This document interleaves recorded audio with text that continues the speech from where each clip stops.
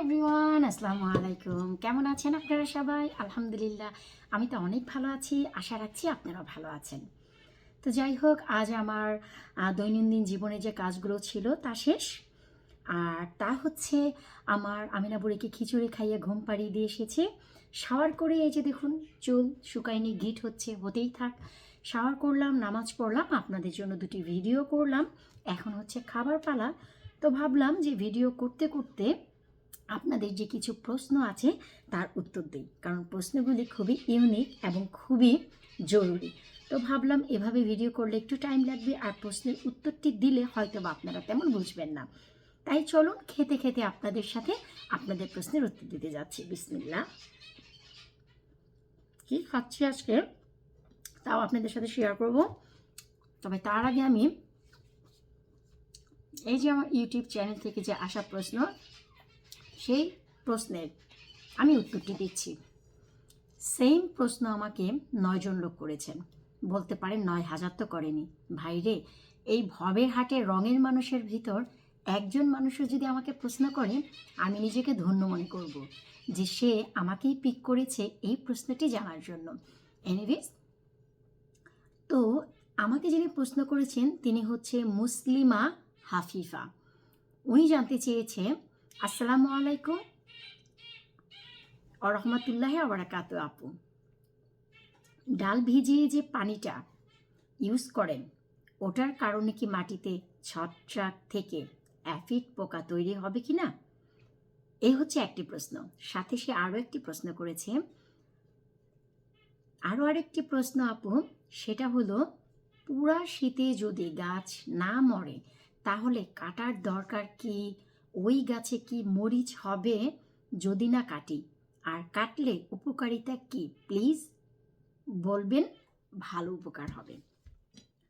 তো প্রথম যে প্রশ্ন, আমি যে চাল ধোয়া পানি, চাল ডাল ধুয়ে যে পানিটি গাছে ইউজ করি, তার কারণে মাটিতে ছত্রাক হয়ে সেখান থেকে অ্যাফিড পোকা হবে কি না? নেভার এভার, ওটা কখনোই সম্ভব না। চাল ডাল ধোয়ার যে পানি, সেটা যখনই আপনার মাটিতে যাবে তখনই সেটা মাটি অ্যাবজর্ব করে শিকড় পর্যন্ত পৌঁছে দেবে। সেখানকার যে নাইট্রোজেনগুলো, চাল ডাল ধোয়ার পানিতে প্রচুর পরিমাণে নাইট্রোজেন থাকে এবং ফসফরাস থাকে, আপনারা সবাই জানেন। এগুলি গাছ খুব দ্রুতই শুষে নেয়, কারণ হচ্ছে লিকুইড ফার্টিলাইজার।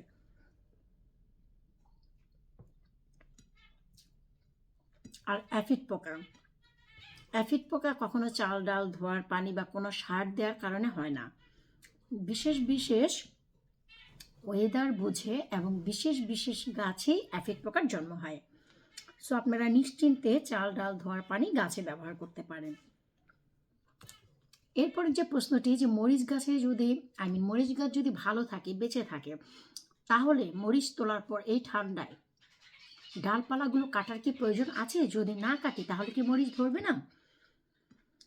আমি জানি এই প্রশ্নটি আপনি করেছেন, কারণ কিছুদিন আগেই আমি আমার নাগা মরিচ গাছের ডালপালা কেটেছিলাম। যেহেতু ঠান্ডা চলে এসেছে, সবগুলো মরিচ তুলেছিলাম বীজ শুকানোর জন্য এবং সব ডালপালা কেটেছিলাম। তখন কিন্তু আমি বলেছিলাম যে লং এই জার্নিটি পার করতে এদের কষ্ট হবে। তার মানে ডিসেম্বর, জানুয়ারি, ফেব্রুয়ারি, মার্চ, এই যে 4 থেকে 5টি মাস, এগুলো কিন্তু এরা ধীরে ধীরে ধীরে ধীরে কিন্তু অতিক্রম করবে নেক্সট সামারের জন্য। সো এরা কিন্তু ঠান্ডায় অধিক ক্লান্ত হয়ে যাবে অনেক বেশি ডালপালা দিতে গিয়ে, কারণ গাছ যদি আপনি রেখে দেন, ডালপালা তো গজাবেই, অল্প হোক আর বেশি হোক। যেহেতু ঠান্ডা, সেহেতু অল্প হলেও গজাবে। তো এখন কথা হচ্ছে, যদি আপনার গাছ শুরুতেই এই ঠান্ডায় টায়ার্ড হয়ে যায়, তাহলে কিন্তু সামারে আপনি সেই ফলন কখনই পাবেন না। কারণ একটি মা একটি নির্দিষ্ট কাউন্টেবল একটি সংখ্যা থাকে, যে একটি মা কয়টি বাচ্চা জন্ম দিতে পারবে। 10টার বেশি তো ভাই পারবে না। তো একটি মরিচ গাছ বলেন বা যে কোনো গাছ বলেন, তারা যদি 8 থেকে 10টি, 15 থেকে 20টি ডাল সামার ভরে এবং উইন্টার ভরে দিয়ে দেয়, তাহলে সেই ডালপালাগুলি যদি না কাটেন, নেক্সট সামারে আপনাদের যদি নতুন ডালপালা না আসে, ফুল ফল আপনারা ওই রকম কখনোই পাবেন না। দাদা আর বাপ যে কাজ করতে পারবে তার থেকে অধিক কাজ কিন্তু করতে পারবে ভাই এবং ছেলে। তার মানে বয়সেরই একটি ব্যাপার আছে। গাছ যত পুরনো হবে তত ফল দিবে, তবে পুরনো ডালে নয়, নতুন ডালে। তো নতুন ডাল আনার জন্য আপনাকে ডালগুলোকে কাটতে হবে।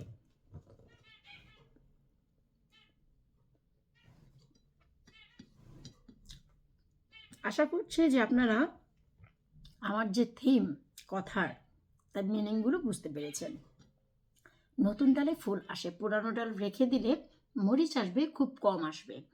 যে কোনো ফলই যদি আপনি গাছ রেখে দেন, আর বেসিক্যালি ঠান্ডায় আমরা মরিচ গাছটাই বেশি রাখি, আর রাখি হচ্ছে পুঁই শাক গাছ আর কচু গাছগুলো। তো আপনি যদি ঠান্ডার সময় মরিচ গাছগুলো ডালপালা পাতা সহ রেখে দেন, এমনিতেও অ্যাফিড পোকা ধরবে, কারণ মরিচ এবং বেগুন গাছ হচ্ছে অ্যাফিড পোকার সাথে অতপ্রতভাবে জড়িত। এই দুটি গাছেই কিন্তু বেশি অ্যাফিড পোকা আসে। আর যেহেতু ঠান্ডার সময় সব কিছু ফগি থাকে, সব কিছু মিস্ট থাকে এবং সব কিছু অনেক বেশি ঠান্ডা থাকে, তাই অ্যাফিড পোকার জন্ম অটোমেটিক হয়ে যায়। তো বেস্ট হয় পাতাগুলোকে আপনি ফেলে দেন, ডালপালা অনেক কমিয়ে রাখুন। যখনই দেখবেন ফেব্রুয়ারি মার্চ এসেছে, তখন থেকে যে ডালপালাগুলো হবে সেগুলো রেখে দেন। মে মাস থেকেই দেখবেন আপনারা ফলন পাওয়া শুরু করেছেন। আশা করি মুসলিমা হাফিফা আপু, আপনি আমার প্রশ্নের উত্তরটি পেয়ে গেছেন এবং বুঝতে পেরেছেন। একটু দেরি হয়েছে আপনার এই প্রশ্নের উত্তরটি দিতে, তারপরে কিন্তু দিয়েছি। এরপর আরও অনেকেই আমাকে প্রশ্ন করেছেন। ইনি হচ্ছেন শিশির কণা। উনি জানতে চেয়েছে, আপু গাছের গোড়াতে খড় কেন দিয়েছেন? আমি যে গাছের গোড়াগুলোতে ড্রাই স্ট্র বা বেল দিয়ে রাখি তা কেন দিয়েছি। উনি একেবারেই নতুন, বুঝাই যাচ্ছে, কারণ আমি এই প্রশ্নের অনেক উত্তর কিন্তু অলরেডি দিয়েছি। তো সে যেহেতু পায়নি, তো সে নতুন। তো এই প্রশ্নের উত্তর আমি পেয়েছি শত শত, থাউজেন্ড। যখনই আমার গাছের গোড়ায় সবাই ড্রাই স্ট্র বা বেলগুলো দেখতে পেয়েছে, একটি সেকেন্ড আমি একটু দেখে নিচ্ছি আমার আমিনা বুড়ি কী করে। না, আলহামদুলিল্লাহ, মাশাল্লাহ, আমার আমিনা বুড়ি ঘুম। যাই করি না কেন, ওনার স্ক্রিনটি কাছে নিয়েই আমাকে সব কাজ করতে হয়, এতে করে বোঝা যায় যে বুড়িমা আমার রাইট আছে এবং ওকে আছে।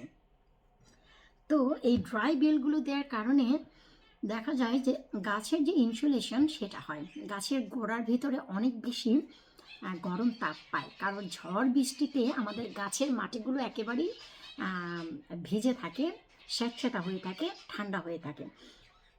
বৃষ্টি ভালো ভাই একদিন, কিন্তু একটানা যদি 27 থেকে 28 দিন বৃষ্টি হয়, সেই কথা চিন্তা করেন। 2023-এর কথা নিশ্চয়ই সবার মনে আছে, একটানা 29 দিন বৃষ্টি হয়েছে এই ইউকেতে।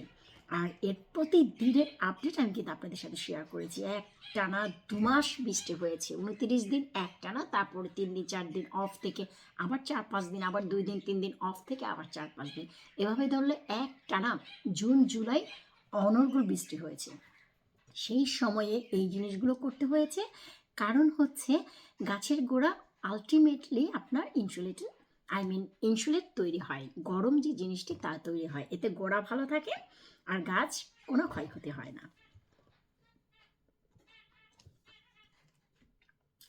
এবার আসুন একটি প্রশ্ন উত্তর দেওয়ার আগে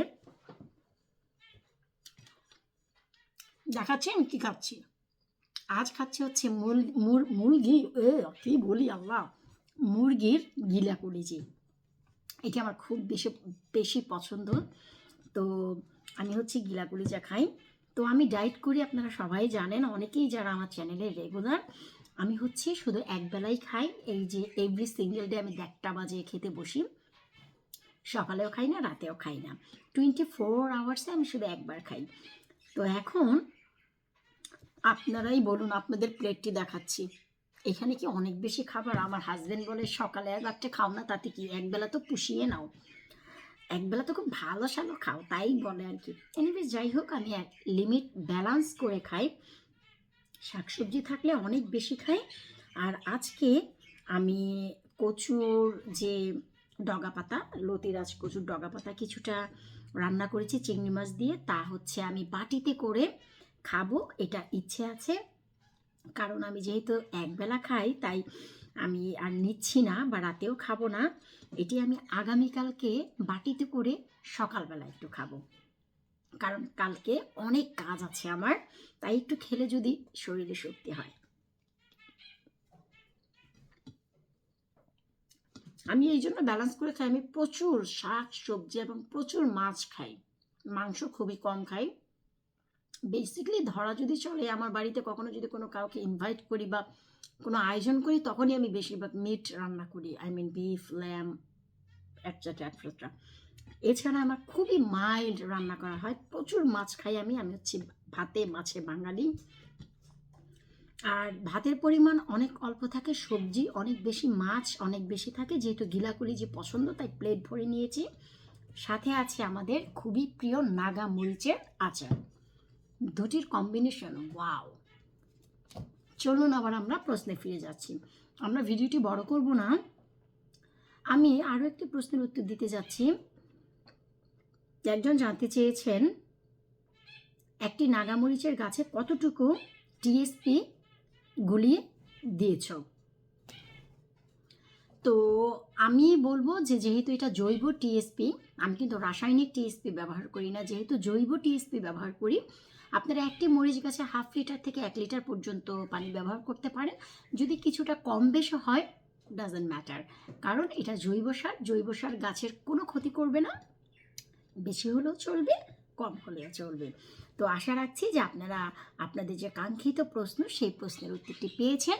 তো আমি হচ্ছে ভিডিওটি আর বেশি বাড়াবো না, আপনাদের সামনে আমি একটু প্লেটটি ধরবো। এই যে দেখুন আমার খাবারের প্লেট, আশা করি দেখতেই পাচ্ছেন। আর এই যে খেতে খেতে আপনাদের সাথে ভিডিওটি শেয়ার করলাম, আপনাদের যদি ভালো লাগে অবশ্যই আমাকে জানাবেন, আমি এইরকমই খেতে খেতে আপনাদের প্রশ্নের উত্তর দিয়ে দেব। অসম।